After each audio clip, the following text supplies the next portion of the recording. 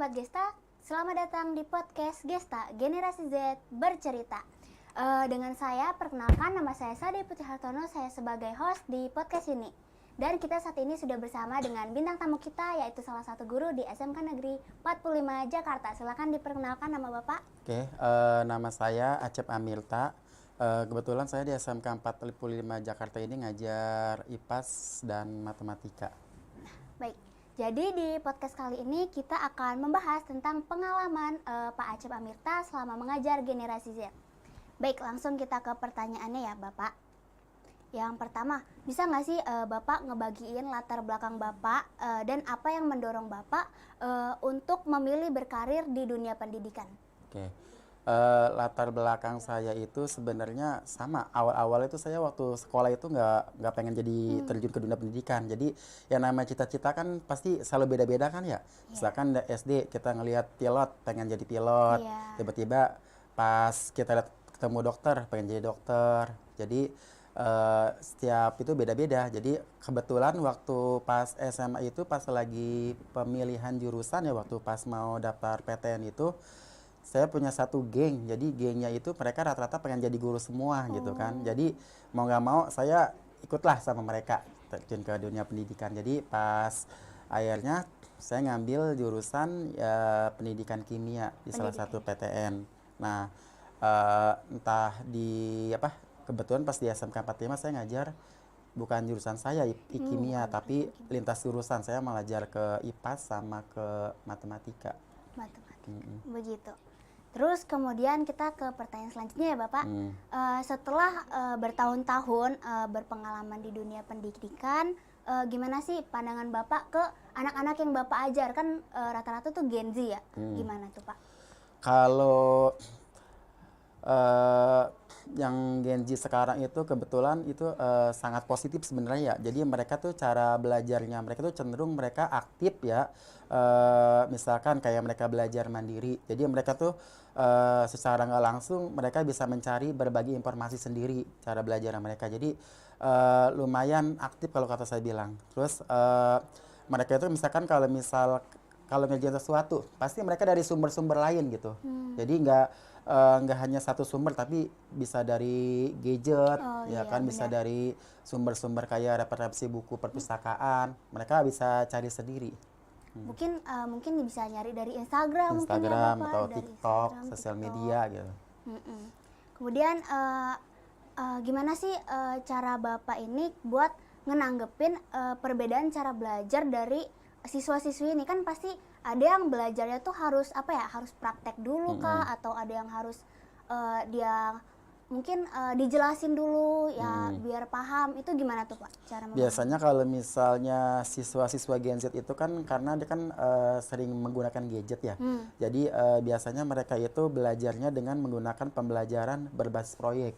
Jadi bisa diskusi kelompok, terus bisa juga kayak presentasi multimedia. Misalkan kalau presentasi multimedia kan ada 3 kan, misalkan ada dia melalui visual ya kan, bisa melalui auditori dan juga bisa melalui kinestetik. Maksudnya gini, kalau visual biasa kan anak tuh lebih cenderung ngelihat gambarnya ya, penglihatan. Jadi mereka dengan cara ada misalkan di tentang materi IPAS misalkan tentang gempa bumi, berarti ada gerakan gempa buminya itu. Jadi kan secara visual kan. Jadi mereka lebih paham. Terus kalau auditori itu misalnya mereka kayak pendengaran ya, misalkan kayak kita tes TOEFL aja gitu kan, pakai suara orang Inggris gitu kan, kita dengerin listening gitu. Jadi itu pakai auditori. Terus ada kinestetik itu berupa kayak mereka langsung praktek. Jadi mereka bukan hanya dari penglihatan aja tapi langsung dipraktekin langsung. Ya mungkin itu kali. Terus kira-kira yang paling banyak digunakan sama siswa-siswi itu apa sih Pak? Yang biasanya Bapak ajar tuh rata-rata yang paling banyak mereka terapin rata-rata anak-anaknya. Biasanya mereka itu lebih cenderung ke diskusi kelompok mungkin ya. Jadi mereka kan kalau diskusi kelompok kan wawasannya bukan hanya satu orang, tapi mereka karena sama-sama tuh saling memberi wawasan, saling beri pengetahuan. Jadi mereka diperkaya dengan wawasan dari teman-teman yang lain gitu. Jadi diskusi lah gitu ya. Kemudian dari metode pembelajaran tadi nih, apa sih yang paling sering Bapak terapin dalam ngajar siswa-siswi Bapak itu? Kalau diterapin mungkin ya itu tadi yang berbasis proyek itu. Jadi kayak misalkan kayak pelajaran IPAS ya itu kan ada tentang perubahan energi ya. Terus jadi perubahan zat materi maksudnya. Iya. Itu kan mereka kayak misalnya mereka disuruh bikin produk, misalkan kayak pembuatan tempe gitu Iya. kan. Jadi mereka kan itu masuk berbasis proyek kan. Jadi selain mereka cara membuat tempenya itu, mereka juga harus ada videonya juga, ya kan. Jadi ada kayak semacam mereka presentasiin bagaimana cara pembuatan tempe tersebut. Terus mereka juga harus ada membuat makalahnya juga gitu. Membuat makalah. Jadi mereka belajar banyak Belajar ya, Pak? banyak, jadi mereka tadi makalah kita bisa belajar cara membuat tulisan yang benar gitu kan. Terus dari PowerPoint tadi itu bagaimana cara membuat supaya media yang menarik gitu kan. Terus sama yang tadi itu yang pembuatan tempe itu mereka bisa tahu bagaimana cara industri membuat tempenya tersebut. Iya. By the way, tadi kita belum nanya, Bapak sebelumnya kuliah di mana sih, Pak? Aduh. Saya dulu awalnya itu saya pas lulus sekolah itu saya kuliah di Universitas Negeri Lampung, di Unila. Nah, kemudian di sana saya karena merasa jauh dari orang tua ya, jadi untuk setahun berikutnya pas lagi libur semester saya ikut tes lagi kuliah di Jakarta. Jadi saya pindah ke Jakarta ke Universitas UIN Sarjito Jakarta. Susah nggak sih Bapak buat ngedapetin gelar yang Bapak punya saat ini? Dibilang susah sih gimana ya, yang namanya hidup kan pasti ada tantangan sendiri, ya kan. Jadi mau nggak mau kita harus coba gitu. Gitu. Kemudian menurut Bapak selama waktu ngajar di sini tuh gimana Pak? Waktu awal-awal masuk kan Bapak belum terlalu lama banget kan di sini? Kalau awal-awal masuk kita kan harus adaptasi dulu sama guru-gurunya, sama siswa-siswanya. Jadi kita harus mengenali diri sendiri. Oh, ternyata siswanya karakter seperti ini. Jadi kita harus paham dulu kan karakter anaknya seperti mana gitu kan. Terus jadi mereka itu pengennya belajar seperti apa gitu. Jadi kita harus kenali siswanya dulu. Bagaimana cara belajar mereka. Nanti setelah lama kita udah bisa adaptasi sama mereka.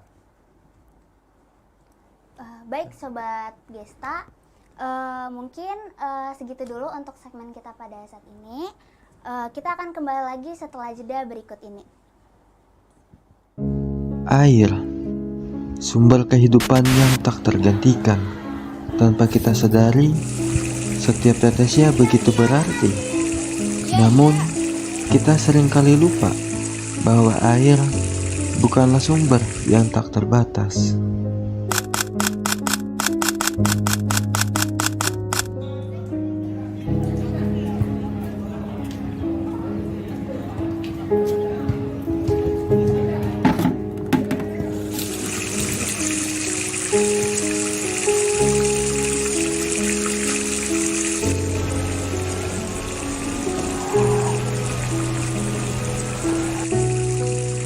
Saat kita membiarkan air terbuang percuma, kita kehilangan lebih dari sekedar tetesan. Kita kehilangan masa depan.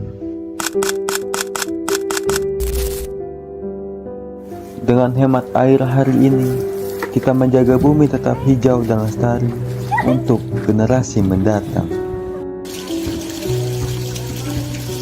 Ayo, kita sama-sama menghemat air demi masa depan.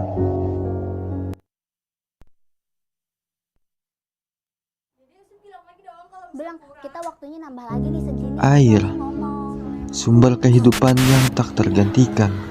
Tanpa kita sadari,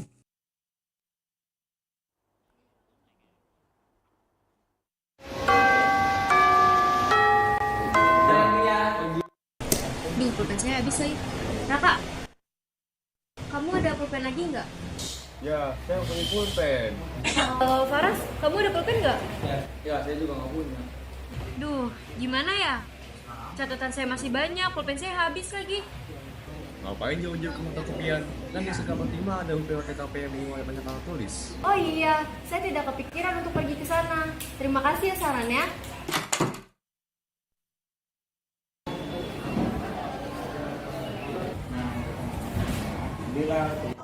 AJ, lagi beli apa? Saya mau beli buku di sini, kalau kamu?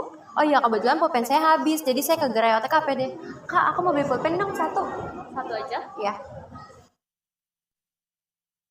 Ini berapa harganya? Yang standar ya? Standar 3.000. Oh iya, ini uangnya ya, Kak.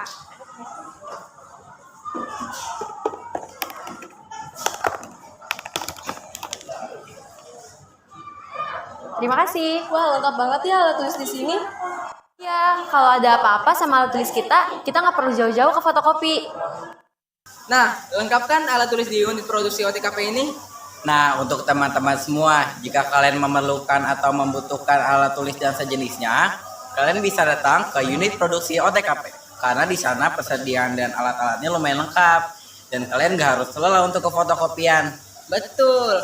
Ayo semuanya, belilah alat tulis di unit produksi OTKP ini.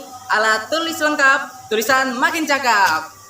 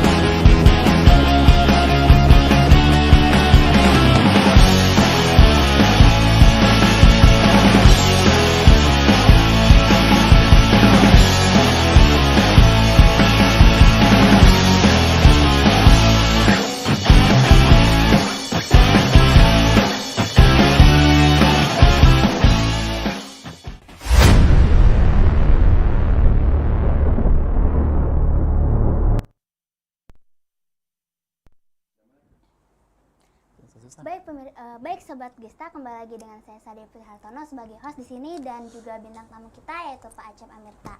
Jadi kita akan melanjutin topik tadi nih. Nih Pak Acep ini sebelumnya tuh pernah ngajar di sekolah mana sih Pak sebelum di 45? Oh, saya kalau pas di swasta itu saya bisa melanglang buana ya, bisa satu hari itu bisa 2 sekolah, bisa 3 sekolah gitu kan. Jadi paginya itu saya ngajar di sekolah di Alisan di daerah Meruya Jakarta Barat. Terus siangnya itu saya pindah ke sekolah daerah Kedoya. Nah, kadang-kadang malamnya itu saya karena masih ada waktu ya, jadi saya bisa ngajar les atau ngajar privat gitu. Tambah-tambahan lah tambah-tambahan lah. Nah. Terus sekarang masih ngajar les nggak sih Pak kira-kira? Kalau sekarang itu kebetulan saya sih buka kerjasama ya sama teman yang di dekat rumah juga di situ. Kita buka les. Jadi kalau ada waktu saya bisa ngajar di sana juga gitu. Bantu-bantu lah. Terus kok bisa sih Bapak ini yang sebelumnya nih kan Bapak bilang Bapak bisa ngajar di mana-mana kan ya. Itu Bapak gimana tuh bisa kayak gitu bagi tuh? waktunya maksudnya. Bagi waktunya. Kebetulan saya minta kalau misal yang sekolah pagi itu di SMK Alisan Jakarta Barat di daerah Meruya. Jadi saya minta dilapor ke sekolahnya kalau saya itu bisa dari jam sekian sampai jam sekian gitu. Jadi kita batasin dari pagi cuman sampai siang sekitar jam 2-an. Jadi saya sebelum pas lagi tajian baru saya minta jadwal kalau saya ditempatin di jam pertama sampai jam 9-10 gitu. Nanti kan keluar dari sekolah itu kan sekitar jam 2, jam 3-an. Nanti jam 3-nya saya pindah ke sekolah lain itu baru sampai selesai. Jadi bisa bagi waktunya antara yang sekolah satu ke sekolah yang lainnya. Terus nih Bapak kan waktu awal-awal masuk sini nih pasti murid-murid kan ada nih siswa nih yang bandel lah bahasanya. Itu gimana sih cara Bapak buat ngatasin anak yang kayak gitu? Kalau kebetulan sih di sini nggak terlalu bandel banget ya kayak di sekolah-sekolah swasta ya. Kebetulan kalau di sini mungkin kalau nanggapin siswa-siswa yang sebenarnya sih nggak bandel, mereka cuman butuh perhatian intinya. Jadi kita harus deketin mereka siswa tersebut dulu. Kenapa sih gaya belajarnya kok seperti ini gitu. Jadi kita harus tahu dulu, kita paham dulu anaknya pengen belajar seperti apa gitu. Jadi jangan, saya nggak pengen ngejudge tuh anak tuh bandel, males, nakal atau apapun gitu, nggak. Tapi saya pengen tahu karakter dia itu apa, pengen gaya belajar seperti apa gitu. Entar mungkin dia agak males gitu di rumah karena di rumah ada masalah atau kurang tidur semalam. Jadi ya apa namanya, kita harus pendekatan dulu masalah dia di rumah tuh seperti apa, jangan sampai kebawa di sekolah gitu. Iya, iya. Baik, Sobat Gesta, mungkin kita jeda dulu dan sampai berjumpa di segmen selanjutnya. Oke, kita lanjut ke pengertian seni tari. Tari merupakan ungkapan pikiran, kehendak, perasaan, pengalaman menggunakan media gerak yang ekspresif. Menurut Sudaryono, tari adalah ekspresi. Oke, kita jeda dulu karena istirahat. Wah, udah istirahat nih, mau jajan deh. Bindi, Acau mau jajan nggak? Boleh.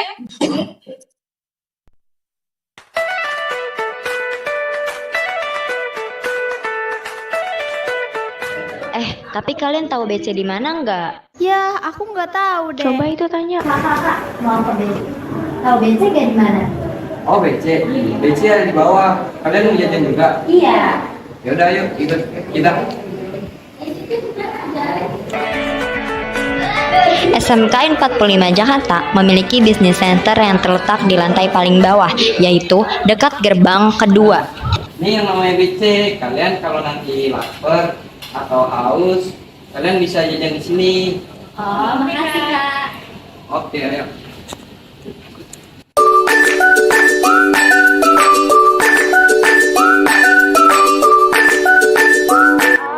Bisnis center menjual makanan dan minuman yang sehat-sehat dan pastinya harganya juga ramah di kantong. Selain itu, bisnis center ini juga menjual bahan-bahan lainnya seperti tisu dan lain-lain.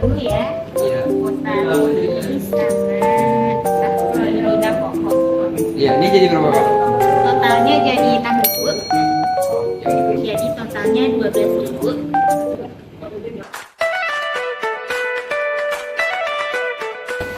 Enak-enak banget ya di BC, murah-murah. Iya, murah. Besok ketemu lagi yuk. Ayo. Bingung mau jajan? Ke BC aja.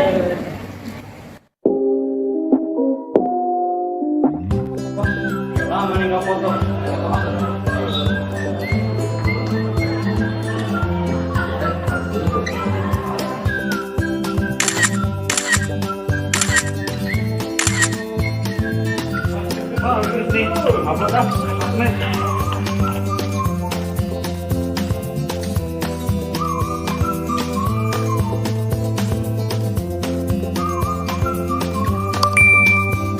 Wah, kayaknya banyak nih yang like.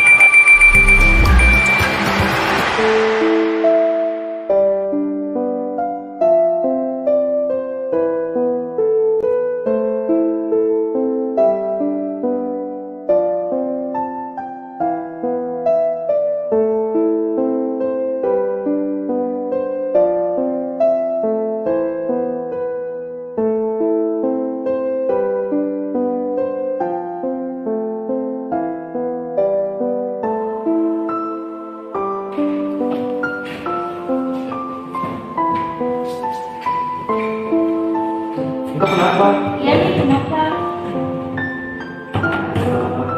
Ya udah, bersedih. Ini ke kantin.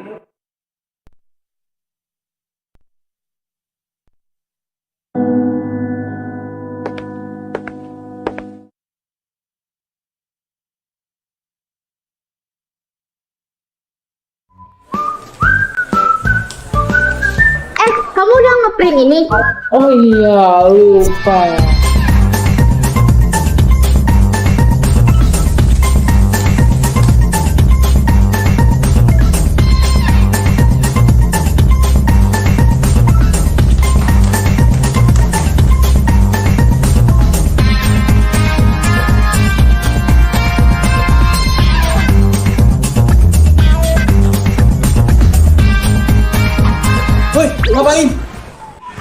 Ngeprint, Pak. Kan ada UPPSPT. Oh iya. SMK Negeri 45 Jakarta terdapat UPPSPT yang melayani jasa media. UP yang dikelola oleh jurusan PSPT melayani jasa scanning dan ngeprint kertas berbagai ukuran.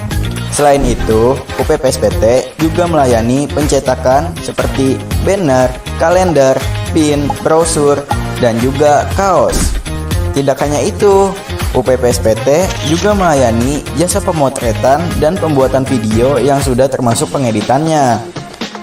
UPPSPT Printing, Scanning, Production, and Technology.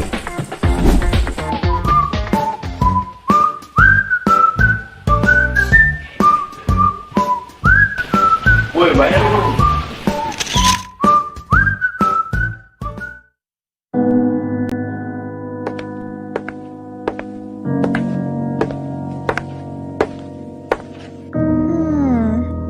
Kira-kira ada yang inget ulang tahun aku gak ya?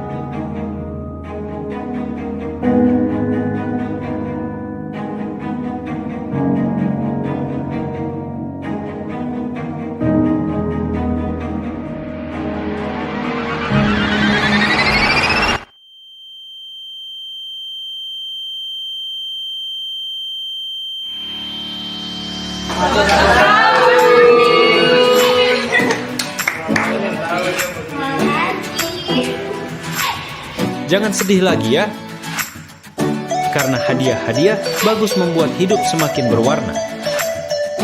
Produk-produk keren hanya ada di UPD Cafe. Maka dari itu, segeralah membeli produk dari UPD Cafe. Orang bahagia tentu karena hadiah.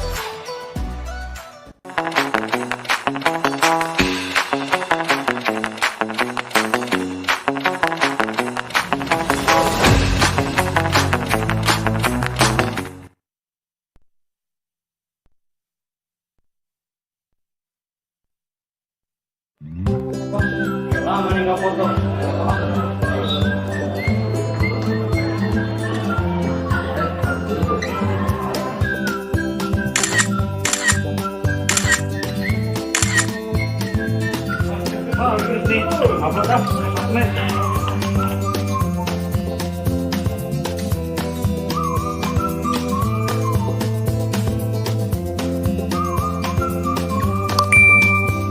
Wah, kayaknya banyak nih yang like.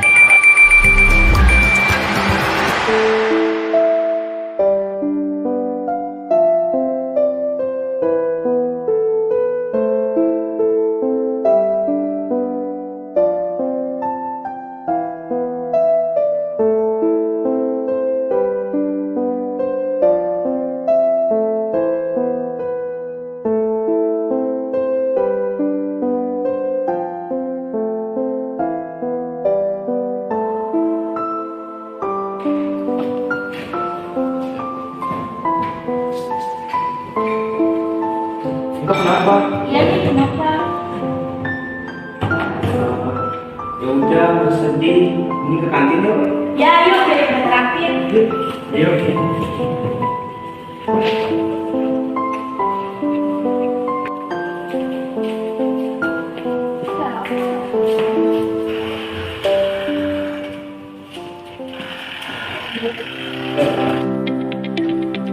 Nah, teman-teman, sosial media memang tempat yang menyenangkan untuk berbagi, tapi kita harus bijak dalam menggunakannya.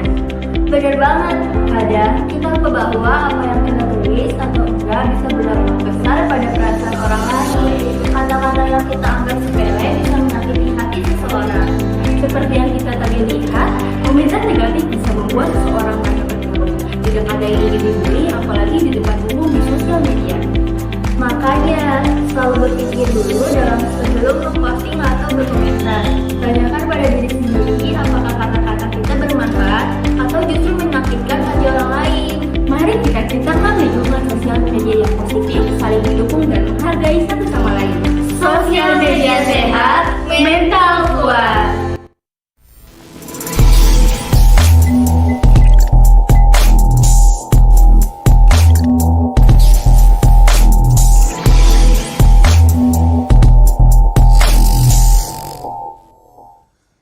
kembali lagi di podcast Gesta Generasi Z Bercerita dengan saya Sari Prihato sebagai host dan dengan bintang tamu kita Pak Acep Amirta.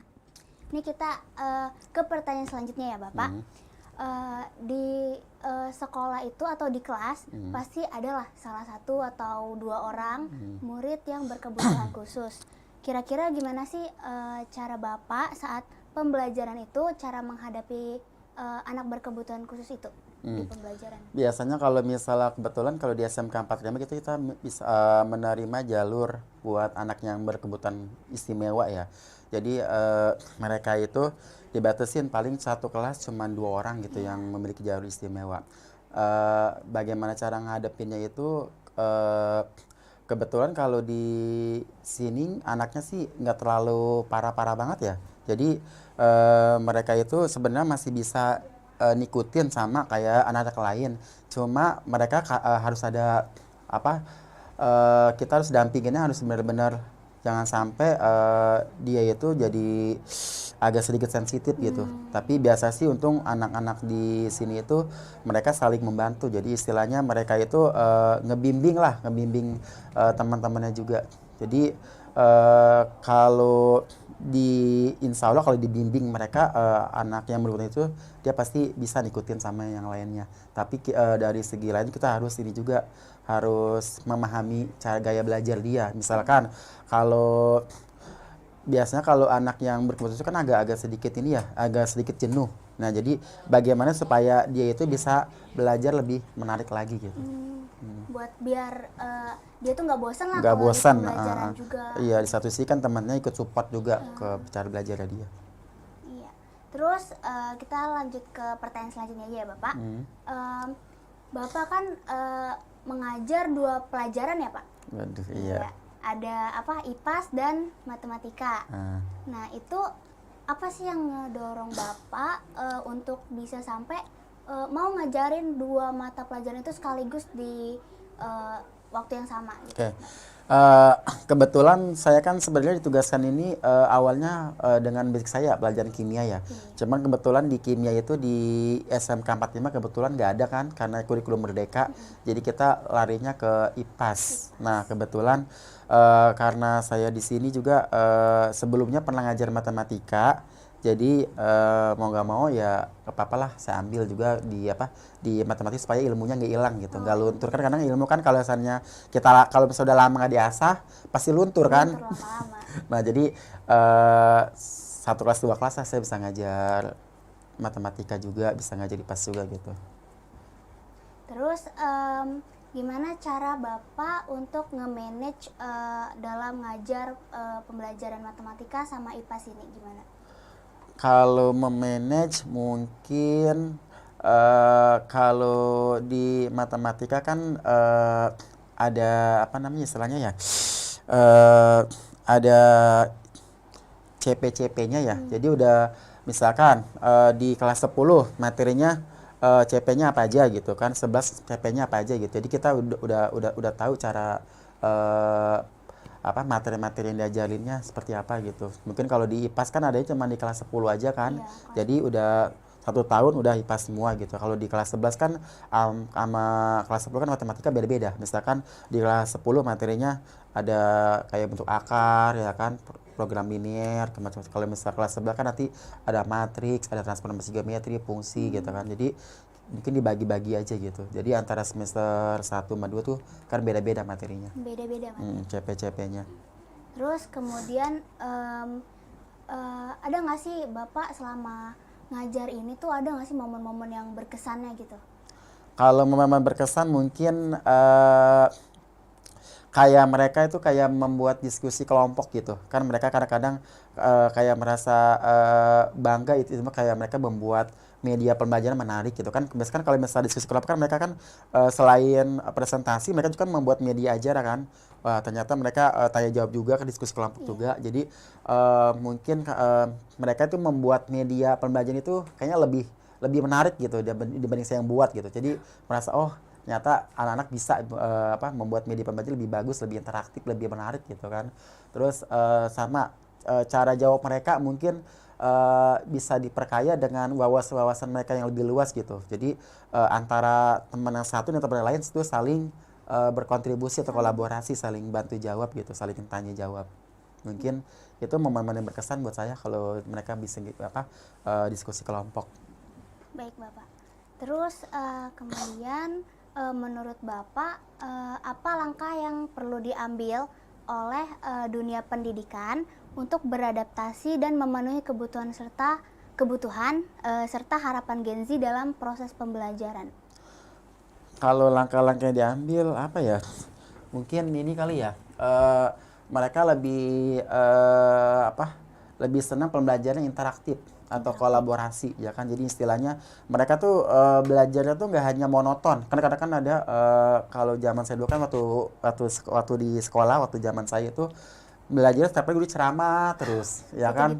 Itu aja. Jadi kayak membosankan kan kalau anak-anak Gen Z itu kan mereka lebih senang dengan menggunakan gadget. Jadi mereka mencari sumber informasi tersendiri ya kan, entah dari TikTok, entah dari sosial media, Instagram, dari Twitter ya kan. Jadi mereka tuh lebih senang dikasih tugas sama guru tapi mereka cari sendiri gitu. Jadi nggak hanya guru yang kayak transfer materi ke siswa gitu, tapi mereka diusahakan untuk mencari materi itu sendiri. Bisa ada yang tadi itu saya bilang ada sosial media tersebut.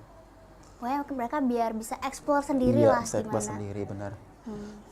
Kemudian gimana sih Bapak untuk melihat perbedaan keterampilan komunikasi verbal dan tertulis di kalangan pelajaran Gen Z?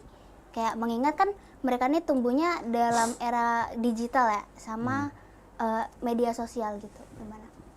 Kalau misalnya komunikasi verbal kan mereka macam kayak ini ya, pembelajaran yang nggak terlalu monoton lah istilahnya ya kan. Jadi mereka tadi benar, jadi kayak sebelum mereka belajar diselingi dengan kayak games ya kan. Jadi bagaimana supaya anak-anak itu lebih menarik gitu belajarnya. Jadi kadang anak jenuh sedikit kita kasih game atau kasih motivasi yang bersifat mereka membangun untuk semangat belajarnya lagi gitu. Terus kalau semacam kayak membuat kayak kan ada kuisis tuh. Kuisis mereka kan misalkan kita kasih soal yang sebelumnya kan pernah ngajarin tuh. Kita kasih materi kuisis di awal pembelajaran. Jadi di kuisis itu kan ada yang nilai tertinggi rendahnya kan. Jadi kita kasih kayak penghargaan lah sedikit, misalkan kita kasih coki-coki atau pulpen gitu. Jadi lebih semangat gitu buat belajarnya. Lebih semangat untuk belajarnya. Iya. Terus Bapak kira-kira pernah nggak sih gunain kuisis tersebut? Kan tadi Bapak mention tentang kuisis.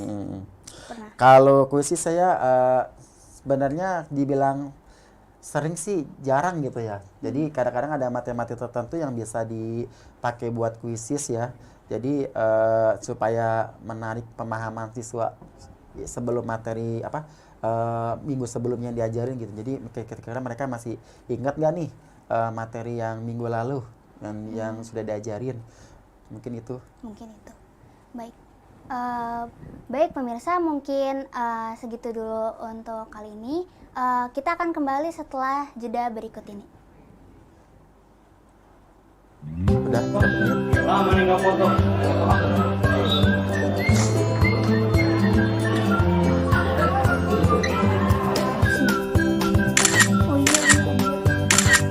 Satu pertanyaan, habis ini satu pertanyaan. Apa dah?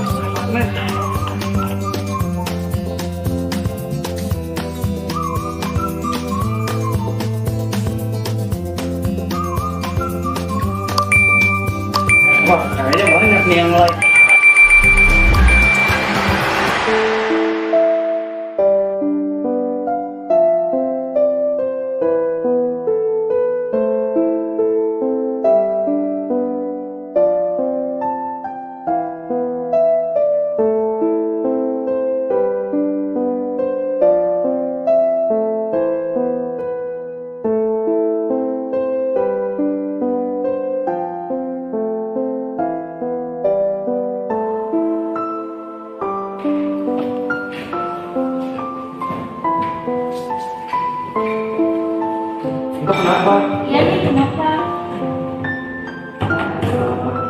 Ya udah, nggak sedih. Ini ke kantin yuk.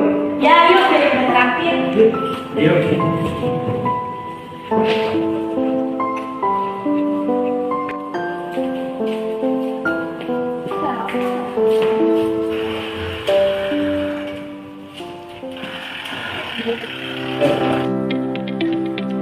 Nah, teman-teman, sosial media memang tempat yang menyenangkan untuk berbagi, tapi kita harus bijak dalam menggunakannya.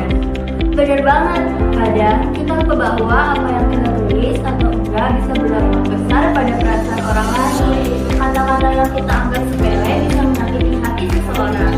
Seperti yang kita tadi lihat, komentar negatif bisa membuat seseorang merasa terpuruk. Tidak ada yang ingin dibully, apalagi di depan umum di sosial media. Makanya, selalu berpikir dulu sebelum memposting atau berkomentar. Tanyakan pada diri sendiri apakah kata-kata kita bermanfaat atau justru menyakitkan hati orang lain. Mari kita ciptakan lingkungan sosial media yang positif, saling mendukung dan menghargai satu sama lain. Sosial media sehat, mental kuat.